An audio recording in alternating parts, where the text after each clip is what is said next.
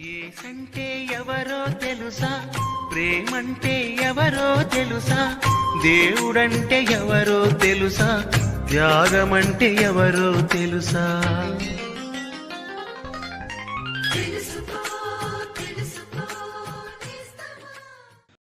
ప్రభు అయిన యేసుక్రీస్తు అతి శ్రేష్టమైన నామంలో మీకందరికీ వందనములు.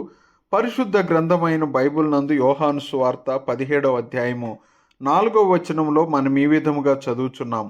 చేయుటకు నీవు నాకిచ్చిన పని నేను సంపూర్ణముగా నెరవేర్చి భూమి మీద నిన్ను మహిమపరచితిని. ప్రభు అయిన యేసుక్రీస్తు శిలువ మరణము ద్వారా తండ్రి అయిన దేవునికి మహిమ కలిగినది. ఆయన యొక్క బుద్ధికి, జ్ఞానమునకు, వివేకమునకు, విశ్వాస్యతకు, పరిశుద్ధతకు మరియు ఆయన ప్రేమకు మహిమ కలిగినది. దేవుడు పరిశుద్ధుడు కాబట్టి ఎన్నటికీ దోషిని నిర్దోషిగా చేసి నీతిమంతునిగా చేయడు. అయితే దీనిని బట్టి ఆయన కలిగించు దండన నరకమే. అక్కడ దేవుని ఉగ్రతను నిరంతరము సహించవలసినదే.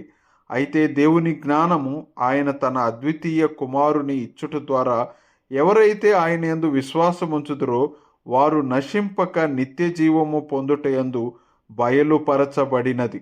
దేవుని నీతిని నెరవేర్చుటకు అనగా పాపిని క్షమించుటకు ప్రభు అయిన యేసే ధర్మశాస్త్ర సంబంధమైన పరిహారము.